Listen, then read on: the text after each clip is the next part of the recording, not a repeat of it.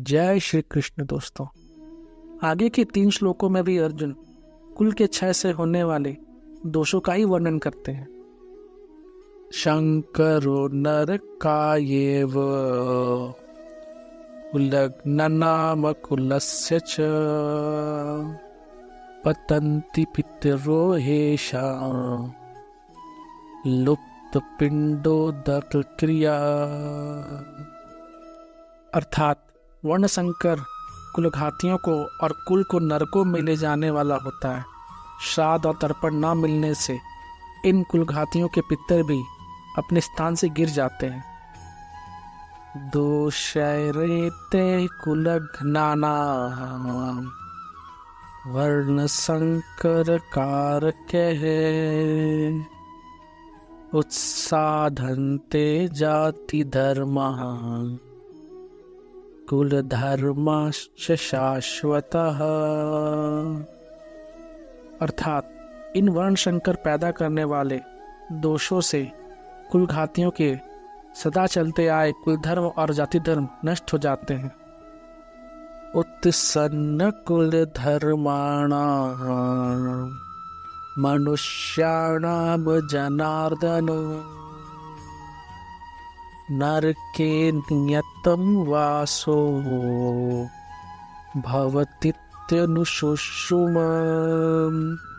अर्थात हे जनार्दन, और जिनके कुल धर्म नष्ट हो जाते हैं उन मनुष्यों का बहुत काल तक नरकों में वास होता है, ऐसा हम सुनते आए हैं। अर्जुन आगे कह रहे हैं, वर्ण मिश्रण से पैदा हुए वर्ण संकर संतानों में धार्मिक बुद्धि नहीं होती है। वह मर्यादा का पालन नहीं करता, क्योंकि वह खुद किसी मर्यादा के बिना पैदा हुआ है। इसीलिए उसके खुद के कुल धर्म ना होने से वह उसका पालन नहीं करता, प्रत्युत कुल धर्म अर्थात कुल मर्यादा से विरुद्ध आचरण करता है। जिन्होंने युद्ध में अपने कुल का संहार कर दिया है उनको कुलघाती कहते हैं। वर्ण संकर ऐसे कुलघातियों को नरकों में ले जाता है। केवल कुलघातियों को ही नहीं, प्रत्युत कुल परंपरा नष्ट होने से संपूर्ण कुल को भी वह नरकों में ले जाता है। अर्जुन अपना पक्ष दृढ़ करने के लिए आगे कहते हैं, जिन्होंने अपने कुल का नाश कर दिया है ऐसे इन कुलघातियों के पितरों को वर्ण संकर के द्वारा पिंड और पानी अर्थात श्राद्ध और तर्पण न मिलने से उन पितरों का पतन हो जाता है। कारण कि जब पितरों को पिंड पानी मिलता रहता है तब वे उस पुण्य के प्रभाव से ऊंची लोकों में रहते हैं, परंतु जब उनको पिंड पानी मिलना बंद हो जाता है तब उनका वहाँ से पतन हो जाता है, अर्थात उनकी स्थिति उन लोकों में नहीं रहती।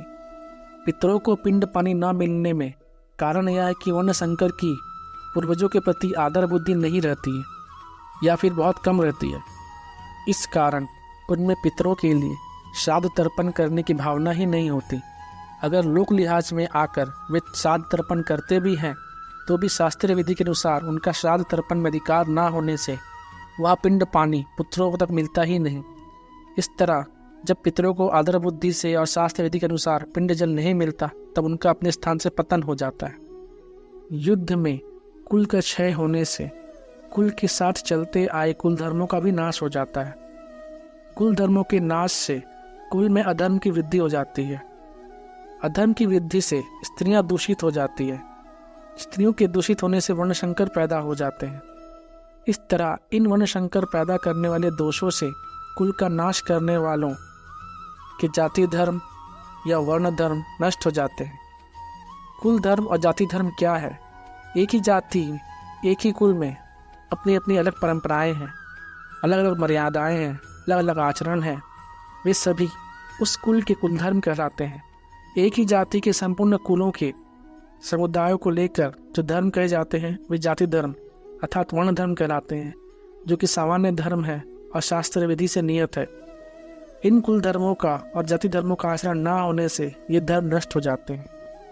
अर्जुन कहते हैं, भगवान ने मनुष्य को विवेक दिया है, न्याय कर्म करने का अधिकार दिया है, अतः यह कर्म करने में अथवा ना करने में, अच्छा करने में अथवा मंदा करने में स्वतंत्र है। इसीलिए इसको सदा विवेक विचार पूर्वक कर्तव्य कर्म करने चाहिए। परंतु मनुष्य सुख भोग आदि के लोभ में आकर अपने विवेक का निरादर कर देते हैं और राग द्वेष के वशीभूत हो जाते हैं, जिससे उनके आचरण शास्त्र और कुल मर्यादा के विरुद्ध होने लगते हैं। परिणाम स्वरूप इस लोक में उसकी निंदा, अपमान, तिरस्कार होता है और परलोक में दुर्गति, नरकों की प्राप्ति होती है। अपने पापों के कारण उनको बहुत समय तक नरकों का कष्ट भोगना पड़ता है। ऐसा हम परस्पर बड़े गुरुजनों से सुनते आए हैं। यहाँ मनुष्याणाम पद में कुलघाती और उनके कुल के सभी मनुष्यों का समावेश किया गया है, अर्थात कुलघातियों के पहले जो हो चुके हैं, अर्थात उनके पितर, अपना और आगे होने वाले वंश का समावेश किया गया है। जय श्री कृष्ण।